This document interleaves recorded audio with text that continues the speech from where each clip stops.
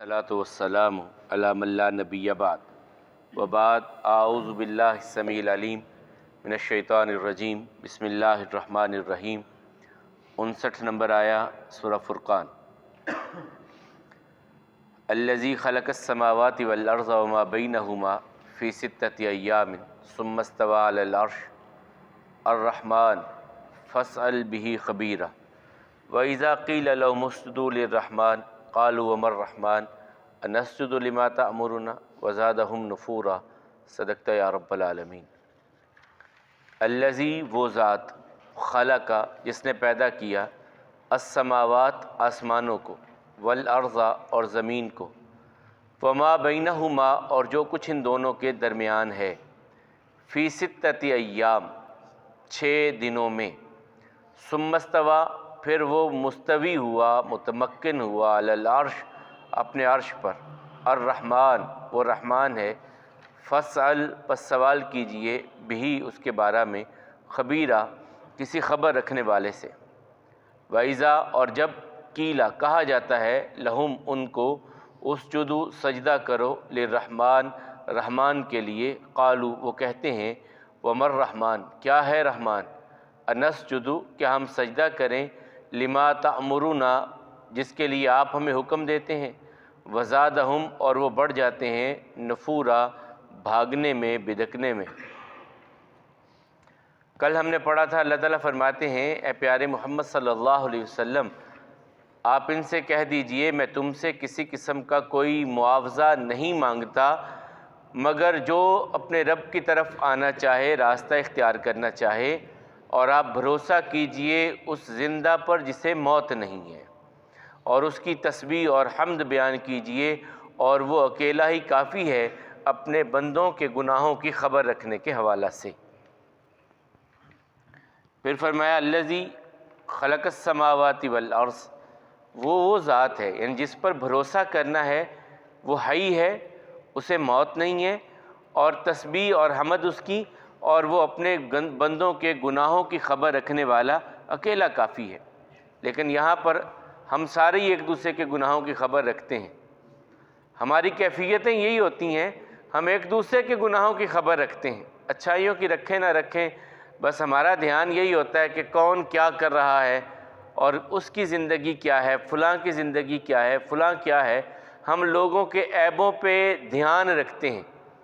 خبر رکھنے کی کوشش کرتے ہیں، حالانکہ سورہ حجرات میں اللہ تعالیٰ نے جو اوصاف بیان کیے ہیں ایک بندہ مومن کے، اس میں بہت کھلم کھلا ایک بات کہی ہے، وَلَا تَجَسَّسُوا کسی کی ٹو میں نہ رہو کون کیا کر رہا ہے، جاسوسی نہ کرو کسی کے پیچھے نہ پڑ جاؤ کہ اب یہ کیا ہے، یہ کیوں ہے، یہ کیسے ہے۔ کسی انسان کے ذاتی پرسنل میٹر کے بارے میں آپ گفتگو شروع کر دیں، اس کی ٹو میں لگ جائیں، یہ گناہ ہے، یہ گناہ ہے، اور چھوٹا نہیں بڑا گناہ ہے یہ، کہ آپ کسی کی پرسنل لائف کے جو ہیں وہ سربستہ رازوں کو ڈھونڈنے کی کوشش کرنا شروع کر دیں۔ اللہ تعالیٰ جانے، اللہ کا بندہ جانے، آپ کے اور میرے معاملات نہیں ہیں کہ ہم کسی کے گناہوں کو دیکھیں اور فاش کریں اور کسی کے بارے میں خبر رکھنے کی کوشش کریں۔ اللہ کا معاملہ اللہ کے بندے کے ساتھ، جس طرح کل ہم نے آخر پہ بات بھی کی تھی کہ ایک آدمی نے کہا اللہ کی قسم تو جنت میں جائے گا ہی نہیں، تو رسول اللہ صلی اللہ علیہ وسلم فرماتے ہیں اللہ تعالیٰ نے اپنے سامنے کھڑا کر لیا، تو کون ہوتا ہے جنت اور جہنم کے فیصلے کرنے والا؟ جنت میری، جہنم میری، فیصلے میں نے کرنے، تو کون ہوتا ہے فیصلے کرنے والا؟ یہ جنت اور جہنم کے فیصلے یہ اللہ تعالیٰ نے کرنے ہیں، کسی کے گناہوں کو معاف کرنا ہے نہیں کرنا یہ اللہ تعالیٰ کے پاس معاملہ ہے، میرے آپ کے پاس نہیں ہے۔ تو اللہ تعالیٰ فرماتے ہیں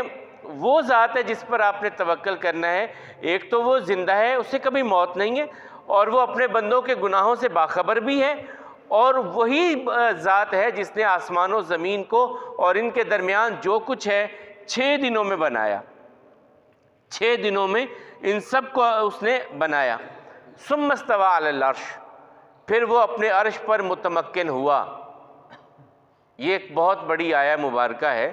اور اس پر بہت سارے ہمارے ہاں فرقے اور عقیدے اور بہت کچھ بنا۔ ہم میں اکثر جو یہ کہہ دیا جاتا ہے کہ اللہ ہر جگہ پر موجود ہے، یہ نظریہ نہیں صحیح۔ اللہ تعالیٰ اپنے عرش پر ہیں، اللہ تعالیٰ اپنے عرش پر ہے ہر جگہ پر، اپنے علم اور اپنی قدرت کے ساتھ ہر جگہ پر ہے۔ اپنی ذات جس طرح اللہ کی شان کے لائق ہے وہ اپنے عرش پہ ہے، اپنی ذات کے ساتھ ہر جگہ پہ نہیں ہے۔ اپنی ذات کے ساتھ اللہ تعالیٰ ہر جگہ پر نہیں ہے، اپنی ذات کے ساتھ اپنے عرش پر ہے۔ پھر یہاں پر بہت سارے سوالات بھی ہیں کہ عرش پر کیسے ہیں، اس کا صاف سیدھا وہی معاملہ جو اللہ تعالیٰ نے اپنے بارے میں بیان کر دیا، ہمارا عقیدہ من وعن اس کو قبول کرنے کا ہے، اس پر بحث کرنے کا نہیں ہے۔ اللہ تعالیٰ نے جتنی بات بیان کر دی اس پر یقین اور ایمان ہے، جو اس نے کہا سچ کہا، جو اللہ نے اپنے بارے میں کہا سچ کہا، ہمارا یقین و ایمان ہے۔ اس کی کیفیت مجہول ہے، اس کا عرش پر مستوی ہونا یہ معلوم ہے، اور اس کی کیفیت یہ مجہول ہے، اس کا ہمیں نہیں بتایا گیا کہ وہ کیفیت کیا ہے اس کی، وہ ہم سے پوشیدہ رکھی گئی، اس پر ایمان بالغیب ہے ہمارا۔ اللہ کے عرش پر متمکن ہونا یہ معلوم ہے، اس پر بھی ایمان ہے، اس کی کیفیت مجہول ہے، اس پر ہمارا غیب میں ایمان ہے۔ یہ 7 آیات ہیں غالباً قرآن کریم میں جن میں اللہ تعالیٰ نے کہا کہ میں یعنی رحمان جو ہے وہ عرش پر ہے۔ پھر فرمایا الرحمن، وہ رحمان ہے، وہ رحمان ہے۔ رحمان فعلان کے وزن پر ہے، جس کی رحمت میں جوش یا شدت پائی جاتی ہے۔ عطشان یا ہوتا ہے کہ وہ پیاسا جو اب ہے کہ بس پانی نہ ملا تو آخری دم پہ چلا گیا، اسے کہتے ہیں عطشان، یہ پیاس کی آخری حد پہ چلا گیا۔ اسی کے وزن پر یہ ہے رحمان، یعنی جس کی جو ہے وہ شدت کی رحمت ہے، اور اس کے ساتھ ہی رحیم کا بھی قریب قریب ہے، جس کی رحمت میں دوام اور ہمیشگی ہو، اور رحمان جس کی رحمت میں جوش ہو۔ تو فرمایا الرحمن فاسأل بہ خبیرا، یہ رحمان کے بارے میں کہا کہ پوچھ لو جنہیں اس کے بارے میں خبر ہے نا، تم بھاگ بھاگ کے یہودیوں اور عیسائیوں کے پاس بھی بھاگتے جاتے ہو، تو پوچھو ان سے رحمان ہے کہ، کیونکہ رحمان لفظ اللہ کے بارے میں وہ مانتے تھے کہ زمین و آسمان اللہ نے بنائی، لیکن اس بارے میں وہ رحمان کیا ہے ہم نہیں مانتے۔ یہ سورہ بنی اسرائیل میں ہم پڑھا ہے، غالباً سورہ رعد میں بھی پڑھا ہے، وہ کہتے تھے یہ رحمان کیا ہے، تو اللہ تعالیٰ نے کہا ایم ما تدعو فلہ الاسماء عبد اللہ عبد الرحمن، اللہ کہہ کے بلاؤ یا رحمان کہہ کر کے دعا کرو، سارے نام اس کے ہیں، یہ سارے خوبصورت نام اس کے ہیں۔ آپ جانتے ہیں کہ جب صلح حدیبیہ کا معاہدہ لکھا جانے لگا تھا تو حضرت علی رضی اللہ تعالیٰ عنہ اسے لکھنے لگے، تو ابتداءً لکھا بسم اللہ الرحمن الرحیم، تو انہوں نے کہا نہیں یہ لفظ رحمان اور رحیم کیا، بسمک اللہم یہ لکھیں آپ، تو رسول اللہ صلی اللہ علیہ وسلم میں بات تو وہی ہے، بسمک اللہم یہ لکھ دو۔ یہ کفار نے اعتراض کیا تھا، وہ رحمان اللہ تعالیٰ کے لیے نام جو ہے صفاتی نام نہیں پہچانتے تھے، تو یہاں بھی اللہ تعالیٰ کہتے ہیں پوچھ لو۔ وَإِذَا قِيلَ لَهُمُ اسْجُدُوا لِلرَّحْمَٰنِ، جب ان سے کہا جاتا ہے سجدہ کرو رحمان کو، قالوا وما الرحمن، کہتے ہیں رحمان کیا ہے، رحمان کیا ہے۔ یہ وہ مشرکین مکہ اللہ تعالیٰ کے صفاتی نام کے بارے میں وہ اعتراض، تو اس کا جواب آ چکا، میں نے بتایا کہ سورہ رعد میں بھی اور سورہ بنی اسرائیل میں بھی اللہ تعالیٰ کہتے ہیں کہ اس کے خوبصورت نام ہیں، اللہ بھی وہی ہے، رحمان بھی وہی ہے، رحیم بھی وہی ہے، تو یہ سارے خوبصورت نام اسی کے ہیں۔ تو پھر وہ کہتے ہیں کہ رحمان کیا، اس کے ساتھ کہتے ہیں انسجد لما تأمرنا، اے محمد صلی اللہ علیہ وسلم جسے تم کہتے ہم اس کو سجدہ کریں، یہ نہیں ہونے والا۔ وزادہم نفورا، وہ آگے بڑھ جاتے ہیں، بہک جاتے ہیں، بھٹک جاتے ہیں کہ ہم اس کو سجدہ کریں جسے آپ کہہ رہے ہیں، نہیں ہم ایسا کرنے والے نہیں ہیں۔ وہ سجدے کا انکار کر دیتے، وہ اللہ کے سامنے جھکنے کا انکار کر دیتے، اور اللہ کے ماں سوا کے لیے وہ سارے معاملات کر لیتے۔ بہرحال اللہ تعالیٰ فرماتے ہیں وہ ذات ہے جس نے پیدا کیا آسمان و زمین کو اور ان کے درمیان جو کچھ ہے 6 دنوں میں، پھر وہ اپنے عرش پر متمکن ہوا، وہ رحمان ہے، پوچھئے خبر رکھنے والوں سے۔ اور جب کہا جاتا ہے کہ سجدہ کرو رحمان کو، تو کہتے ہیں رحمان کیا ہے، کیا ہم سجدہ کریں اس کو جس کا آپ ہمیں حکم دیتے ہیں، اور وہ نفرت میں، بدکنے میں، بھاگنے میں، پھسلنے میں اور آگے چلے جاتے ہیں، بہکنے میں بہت دور چلے جاتے ہیں۔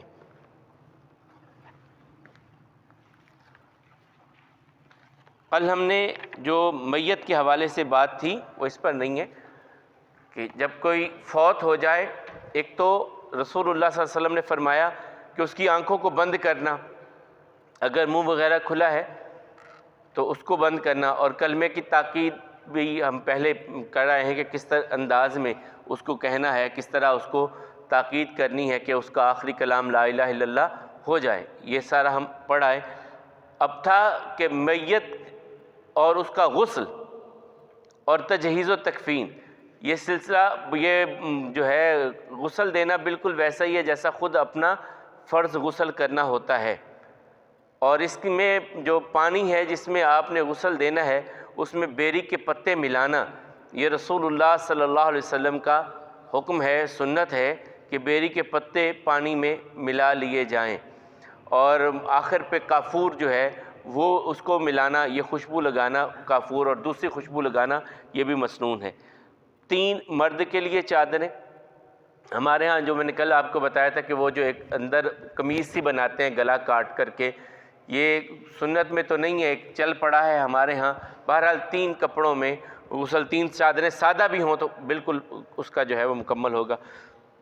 اور اگر کوئی خاتون ہے تو اس کے لیے 5 کپڑوں میں کفن دیا جائے گا اسے، اور کفن کے لیے سب سے مستحب کپڑا جو ہے وہ سفید لباس ہے۔ رسول اللہ صلی اللہ علیہ وسلم خود بھی سفید لباس کو پسند کرتے اور کہتے اپنے مردوں کو بھی سفید کفن جو ہے وہ پہنایا کرو۔ عورت کے لیے 2 کپڑے اور زیادہ ہو جاتے ہیں، ایک تو اوپر اوڑھنی کے طور پہ اور جو سینے کو ڈھانپ لے، یہ چادر سی ٹائپ آئے گا، ایک 3 وہی مرد والے ہوں گے، ایک یہ بڑا آئے گا، اور ایک تہمند کے طور پر آئے گا، یہ 2 چیزیں عورت کے لیے بڑھ جاتی ہیں۔ پھر میں نے آپ کو بتایا تھا کہ غسل دینے کے لیے آپ پھٹے وغیرہ پر جب اسے لٹائیں تو کپڑوں کو اتارنا ہے، لیکن گھٹنوں سے لے کر کے ناف تک یہ سطر ہے،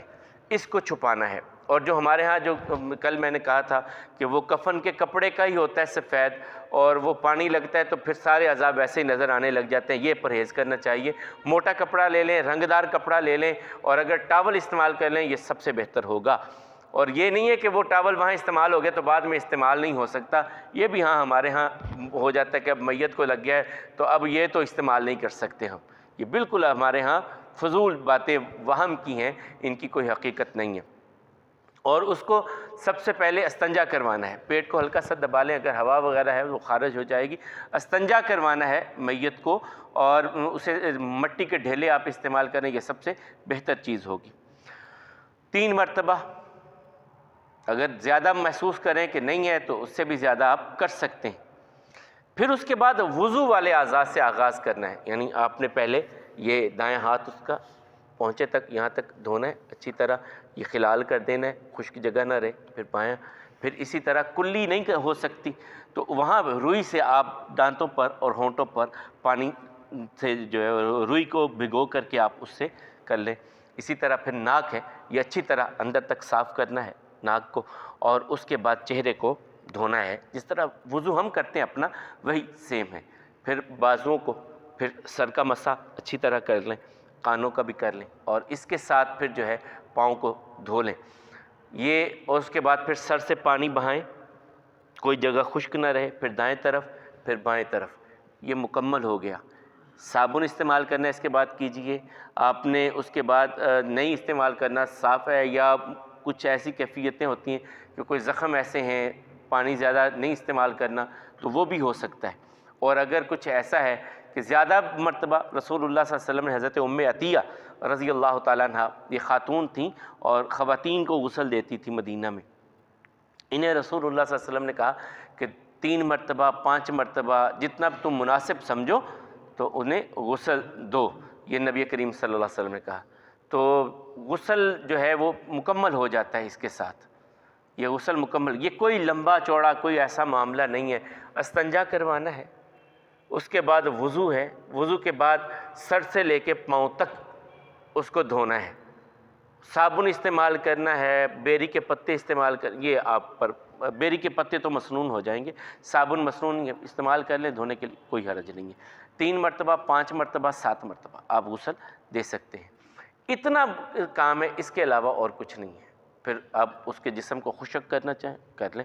کافور آخر پہ آپ نے اس پر لگانا ہے،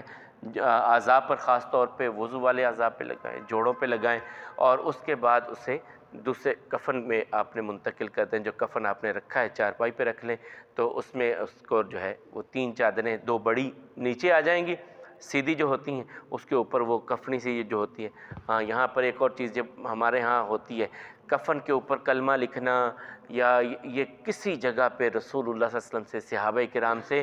یہاں تک کہ محدثین سے بھی یہ بات نہیں ملتی۔ کفن پر لکھنا، کچھ لکھنا، اس کے بارے میں کچھ نہیں ملتا۔ تو یہ سارے ہمارے ہاں اب جو غسل دینے والا ہے